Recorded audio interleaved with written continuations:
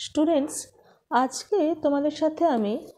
Class 11-এর সান্দ্রতা ও পৃষ্ঠটান এই chapter থেকে স্টোকসের সূত্রটি আলোচনা করব। সান্দ্র মাধ্যমে অর্থাৎ ভিসকাস মিডিয়ামে যখন কোনো বস্তু পড়তে থাকে তখন তার সীমান্ত বা প্রান্তীয় বেগ স্টোকসের সূত্রের সাহায্যে কীভাবে নির্ণয় করব সেটা আমরা আজকে দেখব। প্রথমে আসি যে স্টোকসের সূত্রটা উদ্ভাবন কিভাবে হলো। যখন কোনো বস্তু মাধ্যম, সে বায়ু মাধ্যম হতে পারে, তরল মাধ্যম হতে পারে, অর্থাৎ সান্দ্র মাধ্যম বলছি, তরল বা গ্যাস, এর মধ্য দিয়ে যখন অভিকর্ষের প্রভাবে উপর থেকে নিচের দিকে পড়ে তখন আসঞ্জন বলের জন্য বস্তু সংলগ্ন, ধরো এটা বস্তু, এই বস্তু সংলগ্ন মাধ্যমের স্তরটি বস্তুটির সঙ্গে চলতে থাকে, মানে বস্তুটা পড়ছে নিচের দিকে, তাহলে এখানে তরল বা বায়ু যে স্তর আছে তারাও কিন্তু এর কাছাকাছি থাকা স্তরগুলো এর সাথে কিন্তু নিচের দিকে চলতে থাকে। এবার যত দূরের দিকে যাওয়া যাবে দেখা যাবে সেখান থেকে কিন্তু মাধ্যমগুলো এরা যে বেগটা পাচ্ছে তার থেকে ধীরে ধীরে কিন্তু কমতে শুরু করেছে এবং দূরে যে স্তরটি থাকবে, দুই দিকেই ধরো আঁকছে, দেখা যাবে তারা কিন্তু স্থির আছে এদের গতির সাপেক্ষে, অর্থাৎ বস্তুটি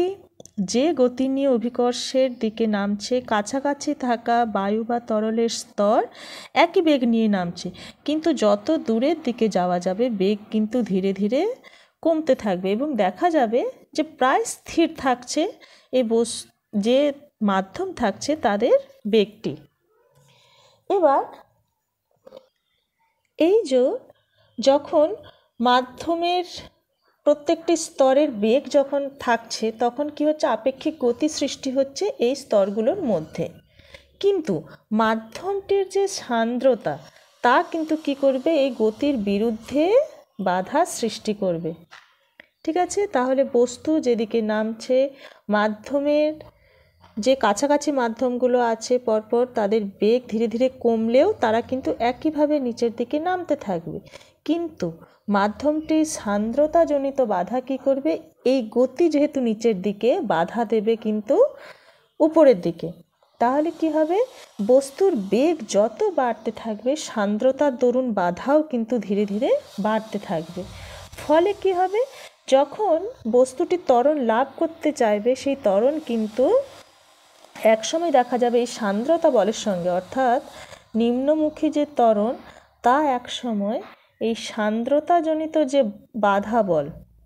সান্দ্রতাজনিত বাধা বল তার সঙ্গে সমান হয়ে যাচ্ছে। এবার এটা সমান হলে কি হবে না, বস্তু তখন দেখা যাবে কার্যকর বল এর উপর শূন্য হয়ে যাওয়ার জন্য স্থির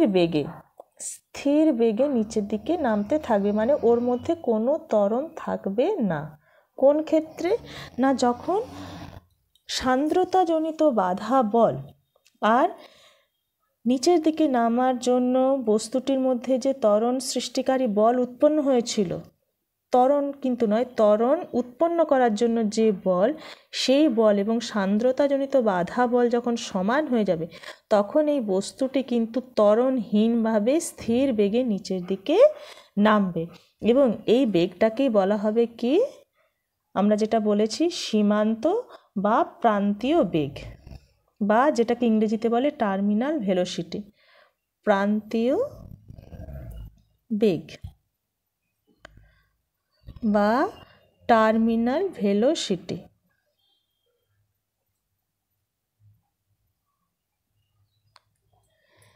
এবার এটাই যদি হয় তাহলে স্টোকসের সূত্রটা আমরা কি লিখতে পারি দেখে নাও। দেখো এখানে লিখেছি, দুটোতেই আমি লিখেছি, ইংরেজি বাংলা দুটোতেই। According to Stokes law the backward viscous force according on a small spherical body of radius R moving with uniform velocity v through fluid of viscosity eta is given by F equal to 6 pi eta r v। এটাই বাংলাতে লিখলে কি হবে না, আর ব্যাসার্ধের ক্ষুদ্র গোলক ইটা সান্দ্রতাঙ্কযুক্ত কোনো মাধ্যমের মধ্য দিয়ে